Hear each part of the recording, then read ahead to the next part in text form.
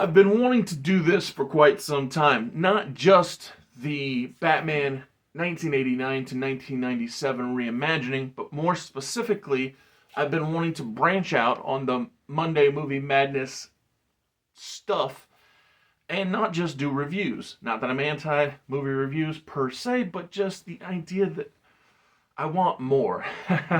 I want that ability to imagine, if you will, the way things could be if I was given carte blanche to do things. And so this will be the beginning of Mondays not just being reviews.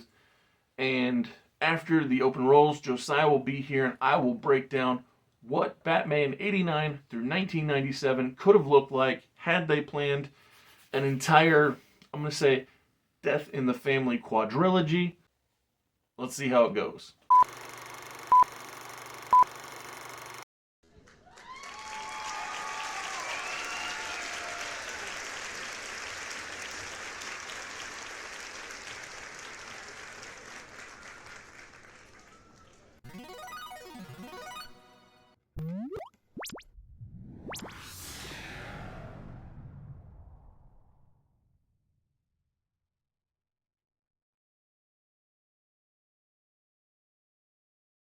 Josiah, as you know, one of my favorite things on the channel is imagination. I think that's a valid way to put that. Whether it be the butterfly effect wrestling concept where you and I, exactly, we make new things that we conceive of, or Alpha Entertainment Worldwide where we completely rebook an entire forever amount of wrestling. Either way, it's the idea of putting our thoughts, putting our own spin on something that already exists. Absolutely, basically. Creativity. Yeah.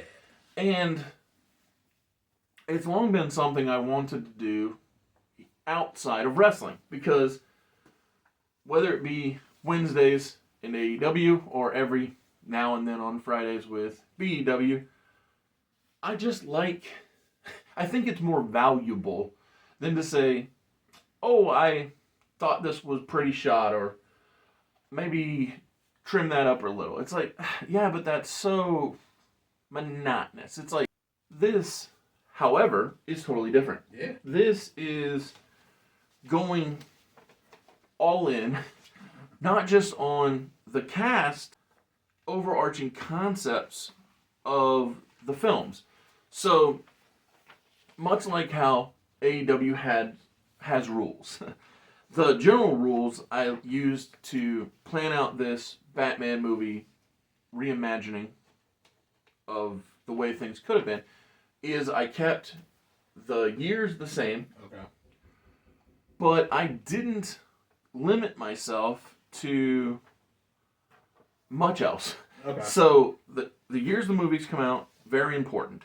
But because 89 through 97 were not very connected. I mean, there were loose threads here and there. Like very, very loose threads. 89 and 92, very connected. And 95 to 90, and 97, pretty connected. Mostly due to, in the fact of 89 to 92, the keeping of the same Batman. Yes. And 95 to 97, keeping the same Robin. Yes. Or Dick Grayson. Depending on if you want to think about Robin as Nightwing because of the costume change. Yes, yes. But to me, the better way of looking at making this all make sense, and before I even get to the idea of who I cast for what, yeah. I said it before the open even rolled, to me the easiest way to tie all four films together, and this is going to sound morbid or weird when I say it, is death. So when it comes to Batman and the original death that starts it all, his parents, obviously that's the death that you would begin with in 1989. Truly. Is the main reason we have this story in the first place. Well, it's funny. I turns out I'm wrong. Just kidding. We're starting somewhere else. So people know that that's Batman's origin, is his parents' death, right? Yeah. But just like with Batman 89, you don't necessarily have to start with the death of his parents, because we didn't really see it on screen until Val Kilmer came in. Oh, dang. And he was reflecting back with Chase Meridian and all that. So it hit me. The first death in the family is, or could be, Barbara Gordon, Jim Gordon's wife. Ah, the other Barbara Gordon. I was like, what? And so it could be a way to bring Barbara, the, let's say, teenager, back to town. Mm-hmm. And it's a way for Batman to sympathize and commiserate or relate to. I'm like, I understand your pain. Exactly. And so something to relate to makes him relatable, while also linking him and Barbara together through shared grief. So in the first film, I had Joker's gas drive Jim mad, and Harvey Dent, who was important from the jump of '89. Now it was Billy D. Williams in the original version. Oh, mind you, right, I forgot about that. Mind you, I will, after explaining the tie for all 4 films for the Death of the Family, I'll go over the casting and how it makes sense. Each role is no longer the way that it used to be. I can't recall if I kept anybody the same. Here, you can thumb through this real quick and tell me. But so one of the other things that I had going on through each film, not just a death, but the evolution of the Joker's tactics. So partial for Babs. And so in the first film, Gordon gets driven mad with Joker's toxic gas, and Harvey Dent is trying to take down Sal the Boss Maroni, who, again, I'll tell you who is playing each one of these roles. Yep. But in the second film, Sal gets overtaken by the new Penguin. Oh, actually, I think he's the one that I kept the same. Yeah, Penguin. Yes, it's still Danny DeVito. Yes, and so Salvatore Maroni gets overtaken by the Penguin, but Harvey Dent is still trying to take down major crimes. And it's in the second film where Bruce begins dealing with his parents' loss, that being the primary focused death in this particular film. And I have that happen because Catwoman is introduced as Nicole Kidman, and she steals from Batman's house to get, or Wayne Manor, to get, money because she's a thief, but what she steals are Thomas and Martha Wayne's belongings, which makes Bruce reflect on the loss of his parents. Indeed. And so it's a way to make it all make sense. And I also changed the name of Batman 2 from Batman Returns to Trail of the Catwoman, which is a comic. Trial. Oh, Trial? I meant to write Trail because he's tracking her after she stole from him. No, that's on me. It is Trail. Oh, yeah. Well, my bad. You're good. So Batman is tracking her. So it's the Trail of the Catwoman, which is a Catwoman or a Batman comic where he is tracking her down, and so it emphasizes Catwoman's introduction. Just to quickly interrupt, it looks like you left like 3 people the same. Okay, cool. Casting-wise. We'll get into that shortly. Awesome.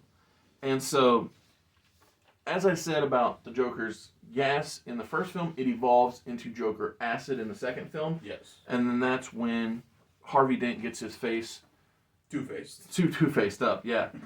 And so, again, that's a key component of the project, is the evolution both of revealing of the death that binds everybody together and Joker's toxin changing. Yeah. So in the third film, Robin's Reckoning. Robin's Reckoning, exactly. Or as I'm kind of subtitled it, Death in the Family Part 3, is when we have Dick Grayson lose his parents, the Flying Graysons. Mm-hmm. And so obviously that is the subsequent death that ties everything together.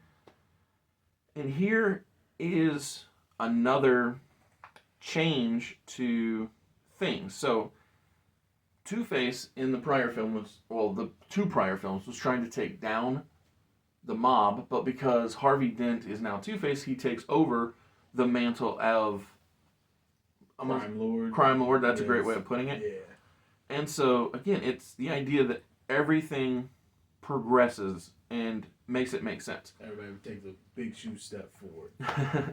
and another thing that goes on in this is the rise of the Riddler, because I think he's another person who stayed the same, right? Yes. So Jim Carrey's Riddler, while not perfect, was so entertaining. Jim Carrey is just Jim Carrey's an entertaining guy. So, and so it's very hard. And also, for when these movies are coming out, his stardom would add a lot to the film. 100%. In reality. Yeah, so in the fourth and final Death in the Family, it is not Batman and Robin because of the fact that Robin's Reckoning is Robin's origin story, and the fourth film is called Family is Forever. So it's a tie back to Batman Forever, and it's a way to bring everything in to closure, if you will.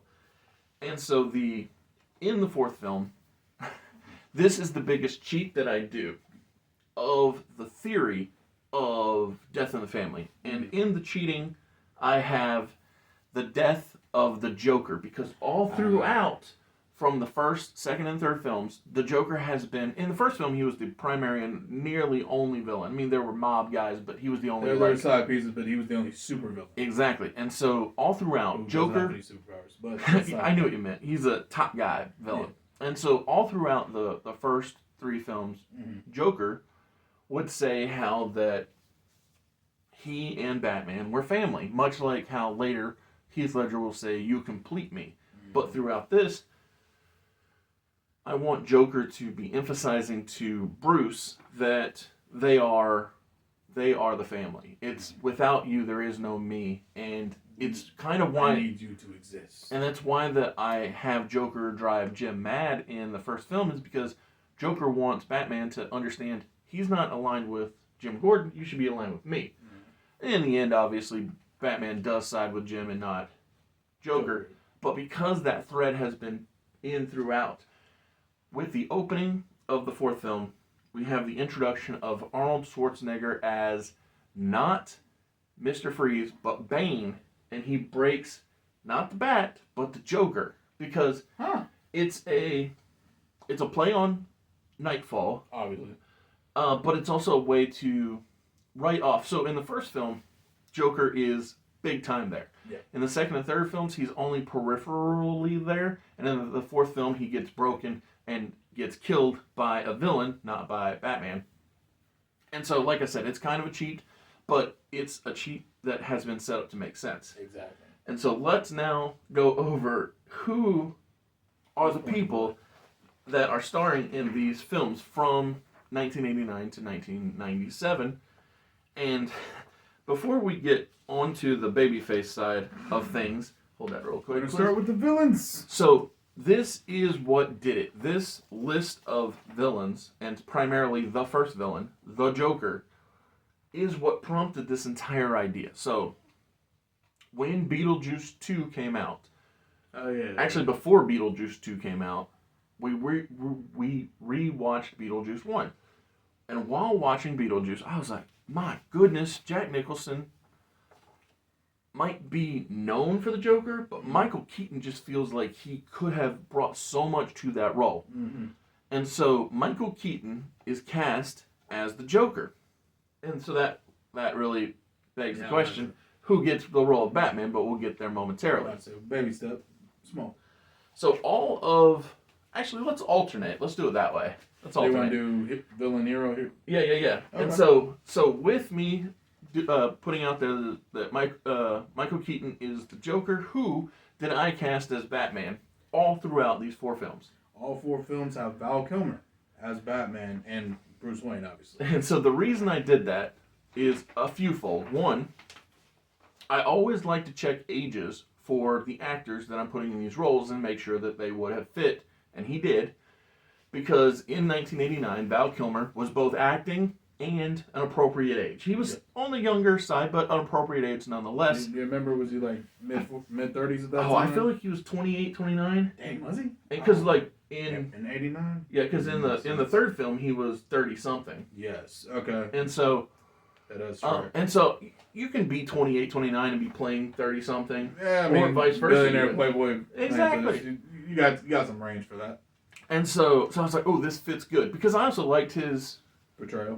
Bruce Wayne, his Batman. I thought that he had... He definitely had the suave down. Oh my goodness. So. Did you know that they're releasing the Joel Schumacher cut of Batman Forever? I did not. So it's getting a 1 day, maybe 2 day, 1 or 2 day release in LA this year because of Val Kilmer being no longer with us. Yeah. And I'm very interested to see how that turns out. Yeah, I'm curious myself, actually. So the Joker gets all 4 films, and Batman gets all 4 films. Now, Obviously. Keaton's Joker, like I said, he's less in the second, third, and finally the fourth, but he's there. That's the important thing. His presence is there, and that's what matters. So the second villain, played by Jack Nicholson, which is Salvatore the Boss Maroni, is only in the first and second film. Now, I feel like Nicholson plays an excellent mob boss, so that would work out. Exactly. That's the beauty of it. And, I mean, half of Jack Napier was that anyway. So yeah, it's like, pretty much. And so the only part of the second film that he's in is him getting taken out, but he's still a thread that is, like, basically you can shoot the scene of him being taken out by the Penguin at the end of the first film. That way you don't actually have to bring back. But if you plan it properly, it's just it's a way to make it all make sense. Makes it flow. So who was the second good guy that I cast? Thank you for being here at Mr. Super Oz. This video is going out, and this channel only exists because I, Oz, founded Gamble Comics, which first release was Everlasting Survivors, a 68-page graphic novel called All Day Long, available now. Follow the link in the description that will take you to gamblecomics.com. While there, you can get hats, shirts, posters, much, much more, but most importantly, the story itself. So, next up, we focus on the Commissioner Jim Gordon. And he is cast as Sam Elliott. Oh my goodness. So, that mustache is what sold me. So, 100%. I'm about to say, I knew exactly what you were thinking the moment I saw this casting choice. Well, it's crazy because Sam Elliott, even back in 1989, was... I feel like he's one of those humans that, kind of like an Arn Anderson. Yeah. Where it's like, how have you been 48 since you were 22? Type thing. But... Yeah, poor Brock Anderson has some rough genes to get he kind of carries on that family tradition, though. Oh, man. So the next villain is actually the reason we're alternating for back and forth villain to babyface, because when I saw who I cast to play Two-Face or / Harvey Dent in Batman 89, what was the second film? Oh, Trail of the Catwoman and Robin's Reckoning, I said to myself, I was like, well, I can't very well give away the casting of Harvey Dent and Two-Face and not tell us who played Bruce Wayne. That's why we're alternating. But makes sense. The man who was cast to play Harvey Dent, Bruce Wayne's best friend, as they sit there having a handsome off together. Exactly, is Tom Cruise. And the reason I picked Tom Cruise for the role of Harvey Dent / Two-Face is because of the chemistry that he shares with Val Kilmer, primarily from Top Gun. Yeah. But also, you've got The Firm and so many other things where I'm like, wait a second, Tom Cruise can be A Few Good Men, my goodness. Be a legal evil. He is that guy. And so it popped me when I was like, oh, well, and here's the other thing. Part of me was like, oh, I feel dirty that I cast both Sam Elliott and Tom Cruise. But here's the thing. Once we're done going over our cast, I'll talk about all the people that I let slide away, because it's like, for all of the people that it looks like, oh man, you've got all these top grade people. Well, actually, let me just say, there is no Christopher Walken. Yes. There is no... what's Pee Wee Herman's name? You got me. That actor. Yeah. I'll pop him up. I don't know what his actual name is. Yeah, I do, unfortunately, but I forgot. My point was, there are a lot of people throughout, and I had it written down somewhere. I'm not sure if I got the paper on me, but there were so many people where I was like, while I enjoy your abilities... Paul Ruminus? Oh. Let me see. Paul Rubens? Rubens feels right? Yeah, I think it's Paul Rubens. Yep. But there are so many people throughout the 4 films that I was like, oh, I'm just going to let this person, fall away. Fall to the wayside. And so that's why I felt like, no Michelle Pfeiffer, but, we do get other top great actresses later on. Exactly. Speaking of which. Exactly. Playing the role of Barbara Gordon / Batgirl is Diana Mayer. Yes, so she plays Barbara Gordon in Birds of Prey, the live-action show that only got 1 season when Barbara was paralyzed. Oh, yeah, right. It was kind of a loose tie into this world. All about that, yeah. That's okay. It was kind of a loose tie into this world. It was kind of like, oh, well, if Batman got taken out by the Joker and Barbara got paralyzed, here's a world that could be. But it was only very, very loose. But my point is, she's the right age. Obviously, she got cast as Batgirl / Oracle Babs. later. And so I was like, oh, let's just bring her on early and plan ahead. Because again, if you take out Jim Gordon's wife, it gives us a good reason to bring the daughter into town. Yeah. So is she, like, at this point in time, I'm assuming she's like college age? Yes. Yeah, like she was that? away to college and when she came back. Makes sense. Just trying to tie in the age gap. Absolutely. And so the next villain is a recast. So both the actress played a different character and the character that she is playing was played by a different actress, but Nicole Kidman is brought in as Catwoman because I thought Nicole Kidman and Val Kilmer worked so well together in Batman Forever. And with Val Kilmer, it doesn't feel right to have Michelle Pfeiffer play Catwoman. Yeah. And so I brought her in for the second film, and she is in the second film alone. Okay. Because it's just one appearance of Catwoman. Absolutely. All right, not mad at it. Yeah, so her, the Riddler, Poison Ivy, and Bane, and Mr. Freeze all only get 1 film, whereas Harvey Dent, Joker, and Salvatore Maroni and Two-Face all get multiple films. Makes sense. Well, speaking of people who get multiple films, we'll get the big tie-in because now we have the second part of the dynamic duo. Yes. The boy wonder, if you will. And later on, Nightwing, obviously. Yes. But the man playing Dick Grayson, Robin, Nightwing, all together is Joseph Gordon-Levitt. So this, turns out, is an idea I've had long before rewatching Beetlejuice. Even as far back as you and me and Brandon talking about this quadrilogy. Yeah, I actually remember this conversation. I thought Joseph Gordon-Levitt would be the right choice for Dick Grayson because his age is right. This is no knock on Chris O'Donnell, another person that doesn't get a role, but Chris O'Donnell, while he was like 21, he looked 31, playing 16. Yeah. Whereas Joseph Gordon-Levitt is, I think, 15 playing 15. So it's like far better. He comes in at, 95? Yes. In Robin's Reckoning, so he would have been about 15, 16, yeah. 16, I think, on the dot. Yeah.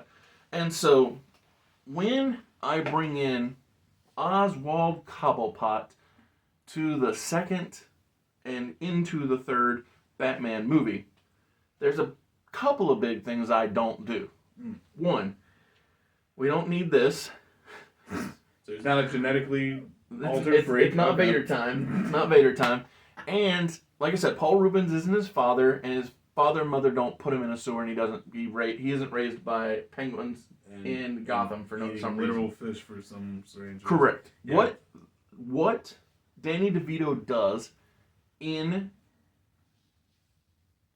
the second Batman and leading into the third one. Trial of Catwoman into Robin's Reckoning. Correct. He is both the owner and operator of the Iceberg Lounge. Excellent. While also working his way up and taking over the underworld with, his monocle, his top hat, his cane, his umbrella, and, his revolver because... AKA classic Penguin. Exactly. So, while Danny DeVito did a really good job with what he was given... Which wasn't much. What he was given was it was disgusting and unnecessary. Yeah, I think that's pretty much accurate assessment of the situation for him. Sucks to suck, but you know. I like that. Suck, yeah. But you can't have Batman without this central figure. You can't have a Batman movie without your Alfred Pennyworth. Absolutely. Alfred is just as important to the story as anyone else. Mm-hmm. And so we have Michael. Yes. Oh. George Clooney is another guy we don't have in this quadrilogy. Right, yeah. And so that's, again, how I can feel justified in bringing in big names because we're losing big names. Exactly.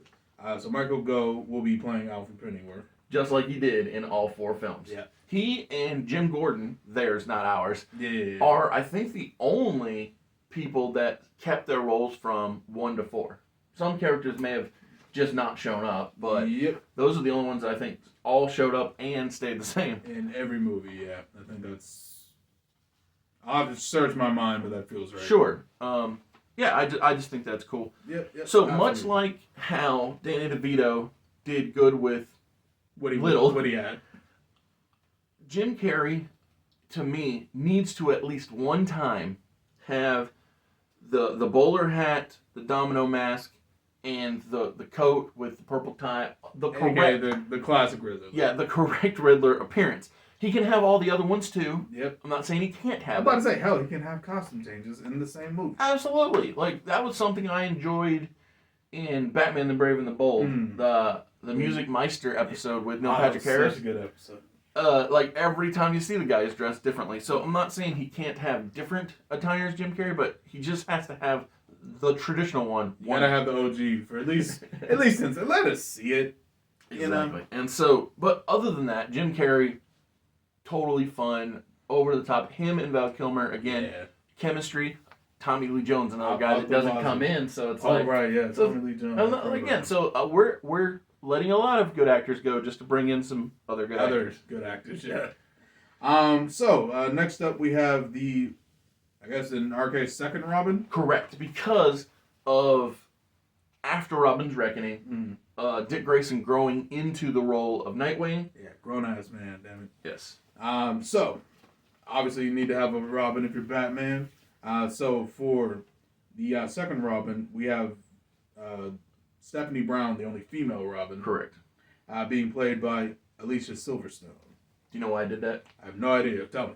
She pops me. So, honestly, do you need a better reason? So, I didn't like her being Alfred Pennyworth's niece because that's not who Batgirl is. She should be Jim Gordon's daughter. And so that's why I was like, oh, problem solved. Jim Gordon's daughter is Batgirl.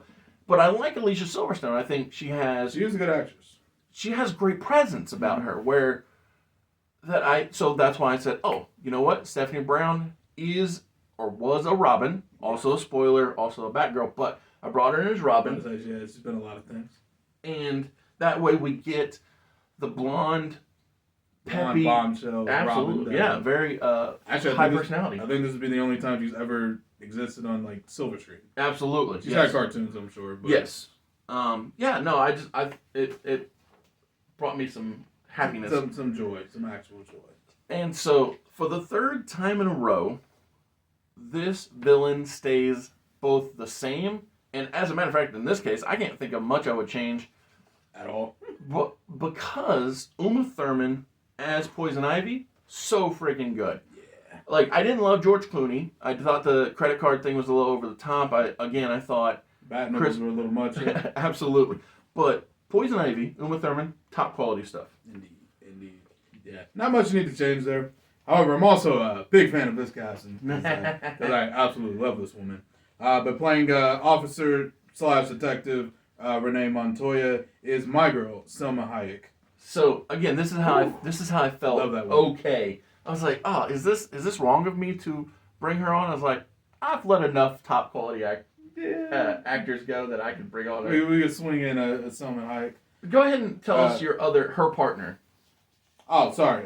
So her partner is Detective Harvey Bullock. So Harvey Bullock, I personally felt like from the animated series was so essential that I recast a guy who had a. Go ahead and tell me who we got. It's William Hootkins. Is it Hootkins? Is that how you spell it? Pronounce it? Hootkins sounds good to me. Hootkins. All right. He played a detective in the first in Batman in the Batman films, right? Yes. But he was a Non-entity. non-comic character. That's why I'm taking the same actor but putting him in a role that is comic accurate. Okay. Not mad at it. So I'm gonna knock out the last three, and all three of these villains, if you will, although technically a couple of them could be questionable as their villainous ways, Yep. are all in the final film, and those are Arnold Schwarzenegger as Bane. I think I already said. Yeah, just a small tangent. I still don't know how you have Arnold Schwarzenegger in your Batman movie, and somehow he gets casted as Mr. Freeze. Exactly. Doesn't make And Bane was in that movie. Bane was in that movie. I don't even remember who played Bane because I was so like, Arnold Schwarzenegger, Bane. It's right sense, there. Yeah. And so with You don't even need to give him drugs. yes, exactly. With Arnold not being Mr. Freeze, I painstakingly thought to myself, who can convey the pain of loss, of desperation, That's deep. who can get across the idea that my wife means the most to me. If only Nora Freeze's name was Vanessa, then you might see it coming. But Yeah. I did cast as Victor Freeze Vincent D'Onofrio. Which, honestly, I can see him playing an excellent. The dude, again, he has so much freaking range. Yeah. He can be a heartless, Psychopath. yeah, going all out, and he can also have so much depth. Yes. Like, I love the guy. But here's the other thing. Nora Freeze, while she barely acts, like, I'm sure they'll probably be... Barely has an understatement. She doesn't say a single word. I was going to She's say, literally just a in monster. our version, there almost certainly will be flashbacks, because there won't be any ice bunnies.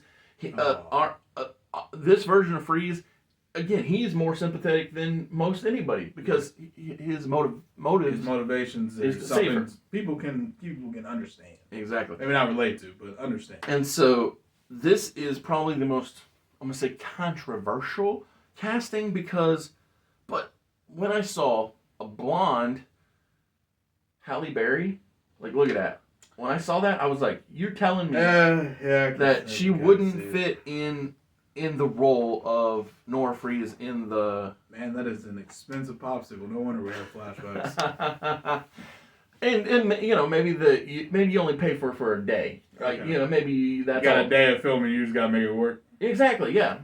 Because, you know, in 97, she's a hot commodity. Yeah. And so, I want depth, I want importance, and it's like, because I want it to matter. Because you've got Bane fighting, you've got Ivy manipulating the mind, Freeze can basically be doing stuff off on his own, almost in a Sandman type style of Spider-Man 3. Yeah, I can see where you're going with that. And if you keep the McGregor's, I think that's what they called it, gimmick with Alfred being sick as well, and Bruce giving Victor the solution to his wife's problems at the end.